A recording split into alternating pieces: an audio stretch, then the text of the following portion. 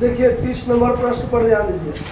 30 number में कहता है कि जो साझेदार अवकाश ग्रहण करता है ना, उसको जो पेमेंट देना है वो अलग अलग किस्त में देना है। ठीक है, 2, 3, 4, 5 कुछ भी किस्त दे सकता है।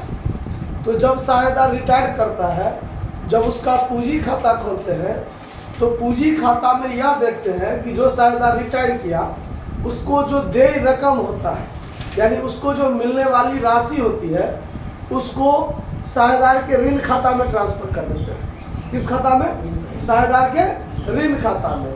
तो अब यहाँ पर जब हम लोन अकाउंट बनाएंगे तो पार्टनर्स कैपिटल अकाउंट के डेबिट में लिखते हैं टू जो पार्टनर रिटायर किया उसके लोन अकाउंट। तो जब उसका लोन अकाउंट बनाएंगे तो लोन अकाउंट के क्रेडिट साइड में उसका पूंजी खाता का नाम लिखेंगे, जिस खाता के माध्यम से आता है ना। मतलब पूंजी खाता बंद होता है डेबिट के माध्यम से और कर्जा का खाता खुलता है क्रेडिट के माध्यम से। अब जो साझेदार रिटायर किया उसका पूंजी खाता जब हम बंद करते हैं तो डेबिट साइड में टू लोन अकाउंट लिखते हैं ना, तो बंद करते हैं तो डेबिट साइड से बंद किए। और लोन अकाउंट, लोन तो कर्जा है, और जब कर्जा का खाता खोलेंगे तो क्रेडिट साइड से खुलेगा, तो वहाँ क्रेडिट में क्या लिखेंगे?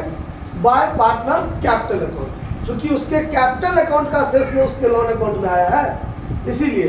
तो यहाँ पर जब हम लोन अकाउंट लिखेंगे तो सवाल क्या है? देखिए सवाल कहता है कि XYZ एक फर्म में साझेदार है। 1 जनवरी 2020 को X अवकाश ग्रहण करता है। अवकाश ग्रहण करने के तिथि पर आवश्यक समायोजनाओं के पश्चात फर्म ने कुल 82,500 देने हैं, यानी फर्म उसको कुल 82,500 देगा, जिसमें से 22,500 उसे तुरंत नगद दे दिया और शेष 3 समान किस्तों में प्रत्येक वर्ष के अंत में 10% वार्षिक ब्याज के साथ चुकाया जाना है। एक्स का ऋण खाता बनाइए। अब देखिए जब हम यहाँ पर एक्सेस लोन अकाउंट बनाएंगे, एक्सेस लोन अकाउंट बनाएंगे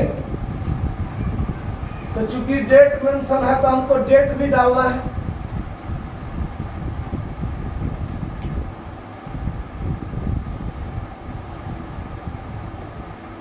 DRCR, यहाँ पर date particular amount, date particular amount. अब लोन अकाउंट के क्रेडिट साइड में 2020 जनवरी 1, वही है ना, 2020 जनवरी 1 को ये रिटायर किया, तो यहाँ पर लिखेंगे बाय एक्सेस कैपिटल अकाउंट 82,500। बात पर ध्यान दीजिए, जब पूंजी खाता क्लोज होता है और उसका पूंजी का शेष उसके ऋण खाता में भेजा जाता है तो एंट्री बनता है एक्सेस कैपिटल अकाउंट DR, यहाँ XY इसीलिए, टू एक्सेस लोन अकाउंट। याद कीजिए जब उसका पूंजी खाता खोलते हैं तो डेबिट में टू एक्सेस लोन अकाउंट लिखते हैं ना, उसका जो शेष बचता यहाँ पर टू एक्सेस लोन अकाउंट लिखते कि नहीं लिखते? ठीक। अब जब एक्सेस लोन अकाउंट खोलेंगे तो उस ये है क्रेडिट में, तो क्रेडिट में क्या लिखेंगे? बाय एक्स कैपिटल अकाउंट लिखेंगे ना, कि कोई दिक्कत? देखिए excess capital account DR to excess loan account हो गया। अब जब एक्सेस लोन अकाउंट बनाएंगे तो क्रेडिट साइड में क्या लिखेंगे? बाय एक्स कैपिटल अकाउंट और 82,500 उसको टोटल देना है। अब देने का जो डेट मेंशन है वो क्या है? तो सेम इसी तारीख को, यानी 2020 में जनवरी 1 को, यानी हम उसको 22,500 तुरंत दे रहे हैं, सेम डेट में दे रहे हैं।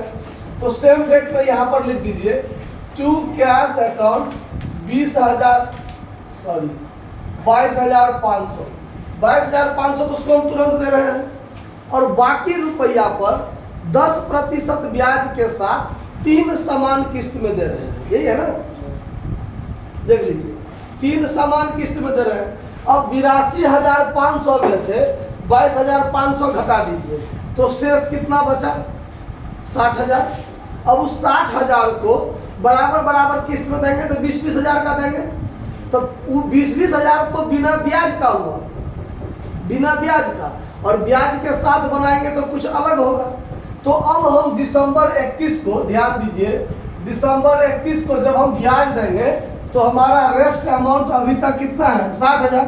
60,000 का 10% जब हम ब्याज देंगे तो 6,000 ब्याज होगा। तो यहाँ पर क्रेडिट साइड में लिखेंगे बाय इंटरेस्ट अकाउंट 6,000। बात पर ध्यान दीजिए, ऋण पर ब्याज लगाने का एंट्री क्या होता है, तो देखिए interest account DR to loan account ये होता है। यानी ऋण पर ब्याज से ऋण बढ़ता है।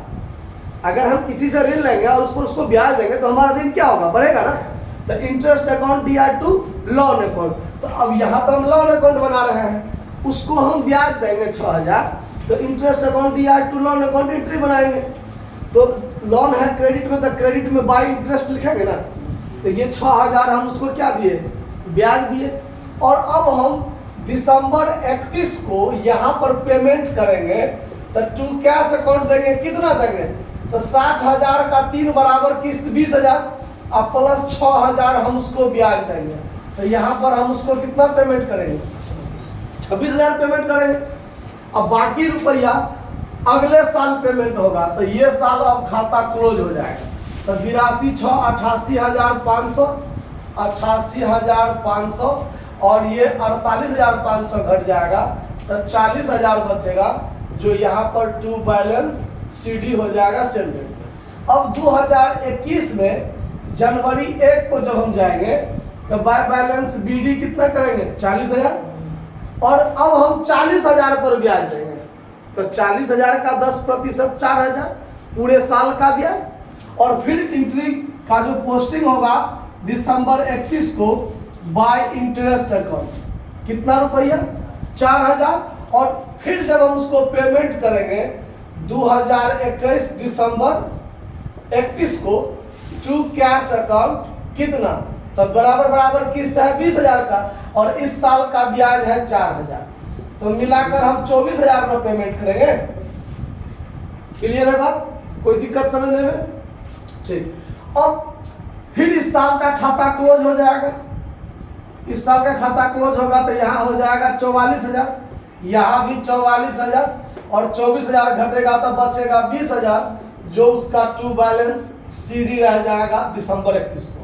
अब हम जब 2022 में जनवरी 1 को चलेंगे तो बाय बैलेंस BD 20,000 हुआ। फिर हम पूरे साल का ब्याज देंगे उसको दिसंबर 31 को, तो फिर इंटरेस्ट कितना हो जाएगा, बाय इंटरेस्ट अकाउंट कितना, 20,000 का 10% 2,000, टोटल हो जाएगा 22,000। और यही 22,000 हम उसको क्या कर रहे हैं, पेमेंट कर रहे हैं। किस तारीख को, तो 2022 दिसंबर 31 को। दिसंबर 31 को क्या लिखेंगे, टू कैश अकाउंट, और पेमेंट करेंगे 20,000 जो बराबर बराबर का किस्त था, और प्लस 2,000 ब्याज, यानी 22,000 हम उसको पेमेंट कर देंगे। बात आया समझ में, कोई दिक्कत है। तो जब कोई साझेदार रिटायर करता है उसका पूरा शेष उसको पेमेंट होता है, या तो एक बार में कर दीजिए या तो छोटे छोटे किस्तों में कीजिए। तो अगर किस्त में करेंगे तो उसके लोन अकाउंट में धीरे धीरे पेमेंट करेंगे उसको। तो यहाँ 3 साल में उसको पेमेंट हुआ है, तो 3 साल तक उसका लोन अकाउंट बनेगा।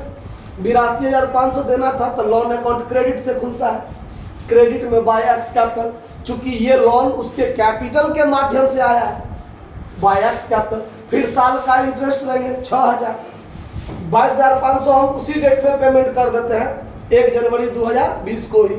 फिर साल खत्म हुआ तो 20 आपका था बराबर बराबर किस्त में, तब 82,500 में से 22,500 दे दिए तो 60,000 बचा। 60,000 का 3 किस्त किए, 20,000 का तीनों साल में देंगे। तो 20,000 20,000 20,000 3 साल में देंगे, लेकिन उस साल का जो ब्याज होगा उतना सहित पेमेंट करेंगे। तो पहले साल में 6,000 ब्याज तो 26,000 पेमेंट, 40,000 4,000 ब्याज तो 24,000 पेमेंट, फिर 20,000 रहा 2,000 ब्याज से 22,000 पेमेंट। क्लियर है बात, कहीं कोई दिक्कत तो नहीं है, नोट कर लीजिए।